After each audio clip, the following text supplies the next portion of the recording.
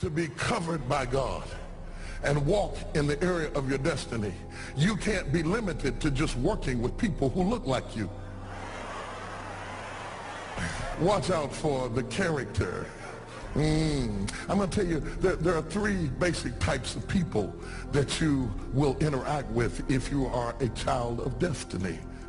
Can I share this with you? The first group are confidants. Confidants.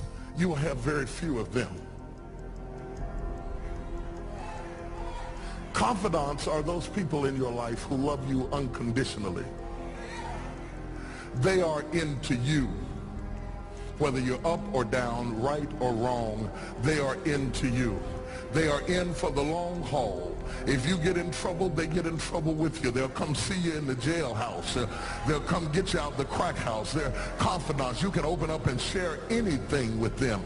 You'll never inherit your kingdom until you find your confidant. You can't be David till you find your Jonathan. Having a good confidant is the key that unlocks the kingdom, because you were raised outside the gate and God's going to cause you to reach over the wall. You got to have a confidant behind the wall who can mentor you for what God is going to do next in your life. The problem with most people is that everybody they run around with is under them. And so you are forever feeding people who can't feed you. And after years of feeding them, they begin to drain you.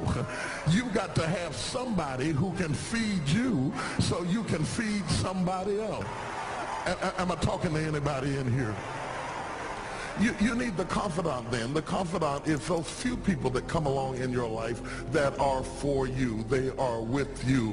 They are intimately intertwined in your life. They are there to make sure that you reach your destiny. They will confront you. They will get in your face. They will get in your business. They will tell you when you're wrong, because they are confidants. If you have 2 or 3 of them in a lifetime, you are a blessed person. Without them, you'll never be who God called you to be. You need to find your confidant. Number 2, the other group are your constituents. They are not into you. They are into what you are for. They are for what you are for. They are your constituents. And as long as you are for what they are for, they will walk with you and work with you and labor with you, but never think that they are for you. They are for what you are for. And you have to know that, because if they meet somebody else that will further their agenda, they will leave you and hook up with them, because they were never for you. They were just for what you were for. They are your constituents. And throughout your life, if you're not careful, particularly if you're broken, you will mistake your constituents for your confidants. And you will think that they are for you when they are really not for you. They are just for what you are for. And by the time you get through falling in love with them, they will break your heart as they hook up with somebody else who is for what you are for, because it was never about you anyway. It was about the causes that you represent. They are for what you are for, but they are not for you. They are your constituents. Can I go deeper with this?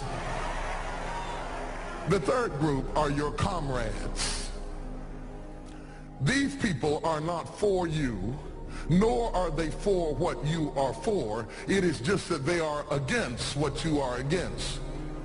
And the comrades will make strange bedfellows. This will cause people to come together who are not for you, and they are not for what you are for, but they are against what you are against. And they will team up with you to help fight a greater enemy. But don't be confused by their associations. They will only be with you until the victory is accomplished. These people are like scaffolding. They come into your life to fulfill a purpose. And when the purpose is complete, the scaffolding scaffolding is removed. But don't be upset when they are removed, because the building always remains when the scaffolding is removed. What I'm saying to you, my brothers and sisters, expect the constituents and the comrades to leave you and desert you after a while. Don't be upset when they don't react to your dream the way you expected them to, because they were never really with you in the first place. Be careful then who you tell your dream to, because if you tell your dream to your constituents, they will desert you and try to fulfill the dream without you. If you tell it to your comrades, they won't support it because they never were for what you were for anyway. If you find a few people in your entire life with whom you can share your dream with, you are a blessed somebody. I can tell you how to identify people who are really for you. If they are really for you, they will weep with you when you weep, and they will rejoice when you rejoice. When you walk in a room and you tell somebody good news, stop being happy for a minute and watch their reaction. If they're not happy for you, shut your mouth and walk back out of the door, because when they are really connected to you, they will be happy for you when you share your dream. Find somebody, look them in the eye and say, are you happy for me? If you don't get the right reaction, don't tell them anything else.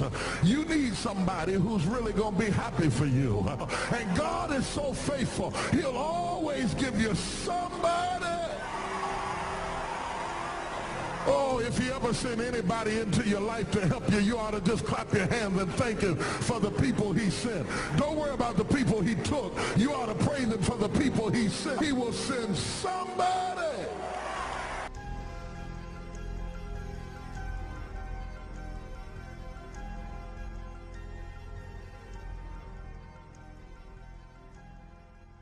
Women talk in circles. They do. That's not a criticism, that's an observation. When something is worrying a woman, she talks around it. It's not what she's talking about, is not what's on her mind. She hadn't hit the runway yet. It's like a plane circling the runway. She's going to go around it about 3